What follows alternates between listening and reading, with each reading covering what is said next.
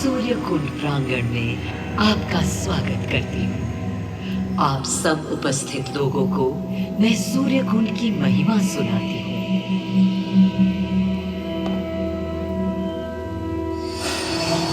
भारत की मिट्टी अनेकों दिव्य आत्माओं की जन्मस्थली है, पर आज मैं आपको कथा सुनाऊंगी भगवान विष्णु के उस अवतार की, जिनके अवतरण से मैं पावन हो गई सदा सदा के लिए।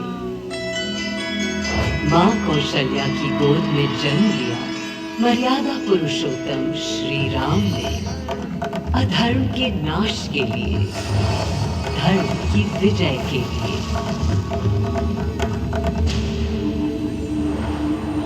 किंतु उन्हें अयोध्या त्याग 14 वर्ष के वनवास पर जाना पड़ा।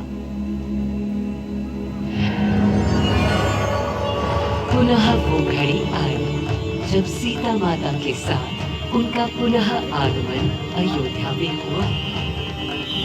हर्ष था चहुओर और उल्लास था हर दिशा में। वो घड़ी बस आने को थी जिसकी प्रतीक्षा में मैं विद्वान थी, जाने कब से। प्रभु राम का राज्याभिषेक बस होने को था, हर कहीं उत्सव था। पर इस उल्लास पर दुविधा की कालिमा छा रही थी। श्री राम प्रसन्न नहीं थे। राज्याभिषेक का कोई उत्साह उनके चेहरे पर नहीं था। उन्हें राज्य का लोभ नहीं था, सिर्फ अपनी प्रजा की चिंता थी।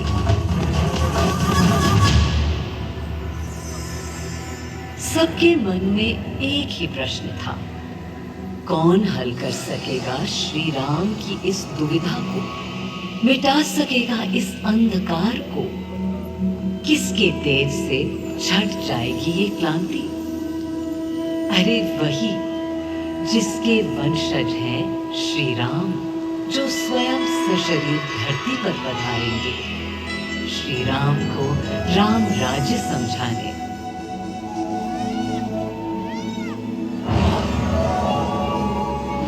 ये गाथा उस शक्ति पुंज की है जो पृथ्वी पर जीवन और सृष्टि का केंद्र था, है और रहेगा। वो अखंड शक्ति स्रोत जो दिशा दिखाता है सतत अनवरत, जिसने श्री राम का मार्ग प्रशस्त किया, आदि नारायण सूर्यदेव। अयोध्या वासियों को भी प्रभु श्री राम की इस दुविधा का आभास होने लगा था। देखा क्या? तुमने देखा क्या? कितने सकुचाई से श्री रघुवीर थे। पद की प्रसन्नता या दर्प निरप होने का ललक या उमंग कोई कुछ भी तो दिखी नहीं। मुकुट सामने रख कितने अधीर थे। वे तो थे अधीर नहीं, हाँ थोड़े गंभीर थे। सौम्य मुखमंडल पर निर्बलों की पीड़ा थी, दीनहीन असहाय वंचितों का दर्द था। उनके लिए मुकुट अथवा राज सिंहासन वैभव का लोभ नहीं। अब कैसे सुखी दिखे जब तक सुखी सारे लोग नहीं। तब दिशा निर्देशन के लिए श्री राम ने स्वयं सूर्यदेव का स्मरण किया। श्री राम सूर्यदेव का आह्वान करने लगे। क्लांत मन से उन्होंने अपने पितामह को याद किया। मन असमंजस में था उनका। कर्तव्य की सही दिशा उन्हें सूझ नहीं रही थी। क्या उचित है प्रजा के लिए, उनके लिए, वंश के लिए, धर्म के लिए, शांति के लिए? इसी परामर्श के लिए अंतर्मन से उन्होंने सूर्यदेव को पुकारा।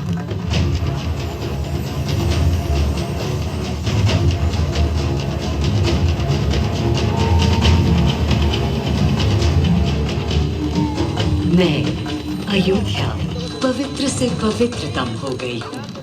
आज स्वयं श्री राम ध्यानरत हैं, मर्यादा पुरुषोत्तम आवाहन कर रहे हैं, उन सकारात्मक शक्तियों का संचार कर रहे हैं जो उन्हें, मुझे और मेरे यानी अयोध्या के हर निवासी को अनंत काल तक सही दिशा दिखाएंगी।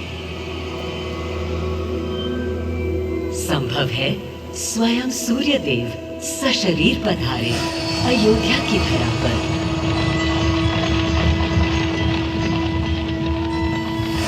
और देखो, श्री सूर्यदेव आने को हैं।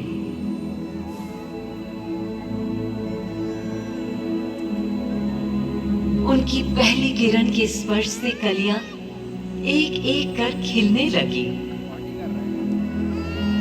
जीवन की कांति हर ओर धीरे धीरे फैलने लगी।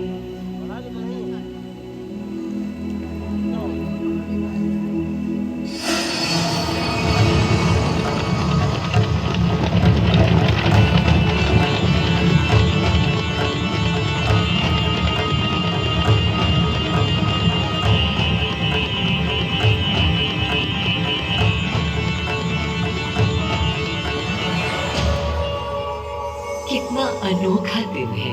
स्वयं सशरीर अपने अलौकिक स्वरूप में पधारे हैं श्री सूर्यदेव नारायण, और उनके अधीर मन के संशय मिटाने को। अधीर है या गंभीर है, मैं जानता हूं क्या उनकी पीड़ है।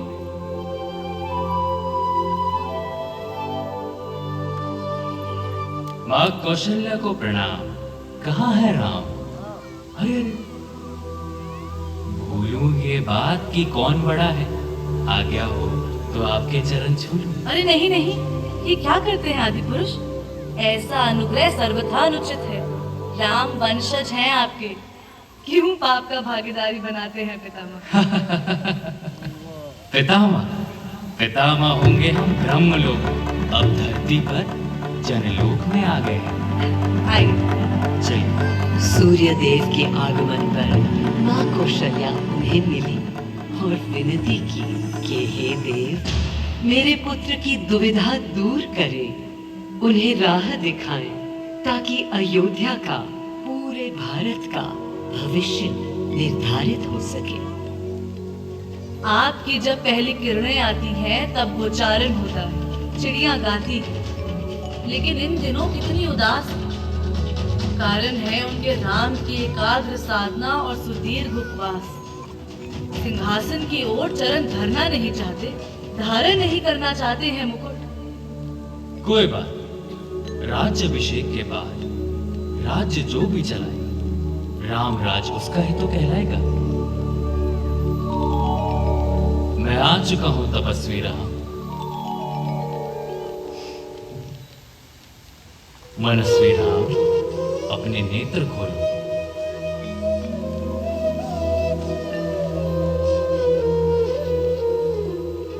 प्रणाम पितामह, प्रणाम। प्रणाम मेरे राम, प्रणाम। पितामह, राम राज्य क्या है? राम स्वयं पूछ रहे हैं कि राम राज्य क्या है। पुनर्ता नया प्रश्न है। अभी तो आप कह रहे थे जो भी मैं चलाएगा। कह रहा था कि राम राज्य में राम के लिए भी विधान होंगे। आदिदेव, कुछ अनुमान तो मुझे हैं, लेकिन अब आप बताइए क्या विधान है?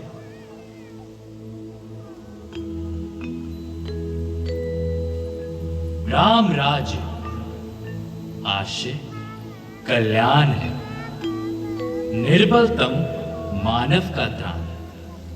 भय हो ना भीति हो, मुख्य राम राजनीति जन जन की प्रीति हो।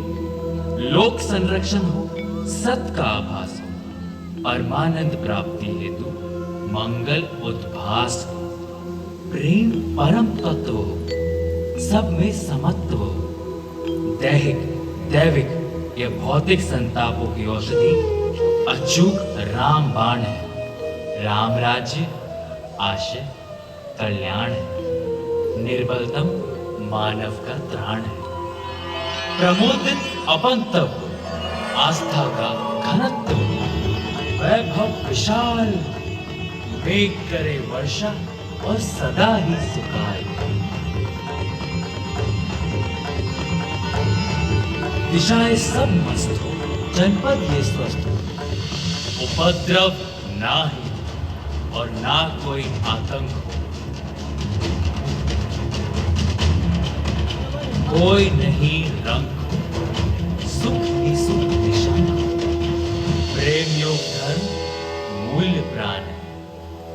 राम राज आशे कल्याण है। मां कौशल्या, अभी ये मुकुट मात्र सोने का है। मैं इस मुकुट को राम के साथ सदा उपस्थित होने का बना देता हूं।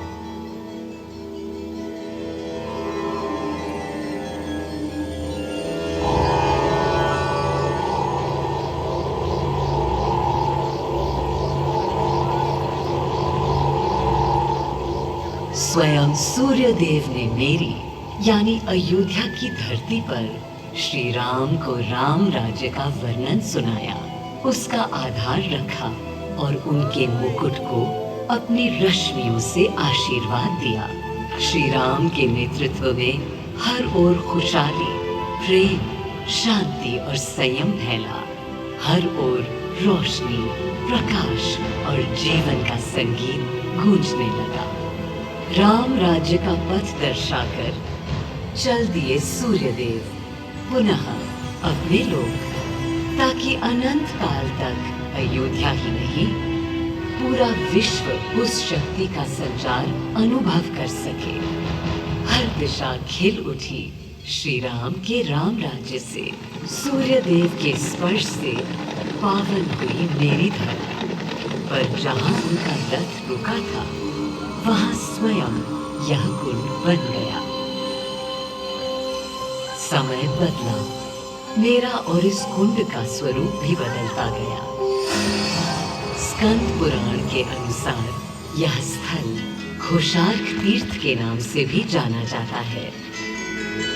जब प्रतापी राजा घोष यहाँ आए और उन्होंने ऋषियों को यहाँ स्नान करते देखा तो स्वयं भी किया, जिसके बाद उनका शरीर दिव्य, निरोगी और अलौकिक हो गया।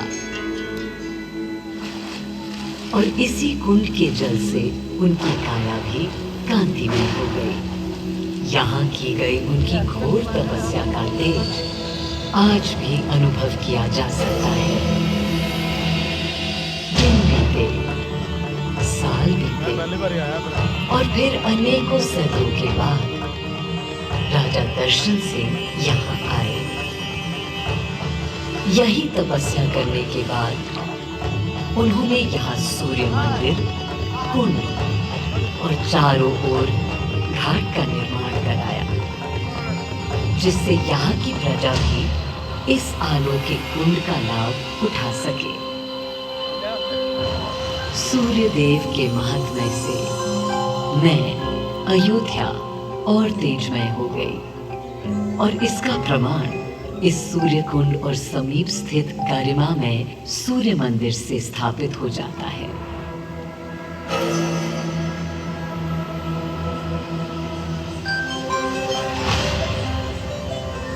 मैं अयोध्या इस हर्ष से फूली नहीं समाती कि मेरी ही धरती पर राम राज्य की आधारशिला रखी गई।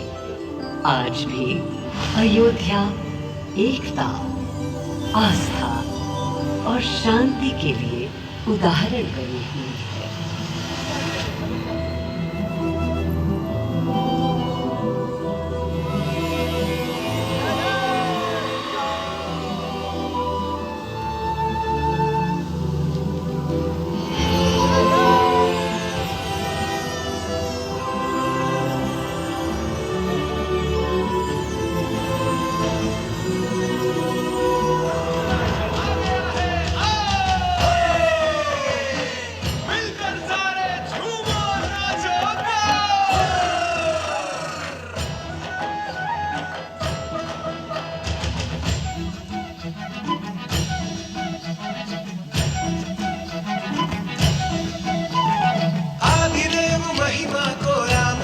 गरिमा से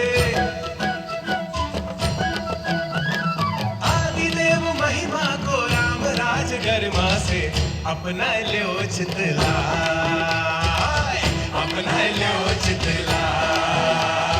आदिदेव महिमा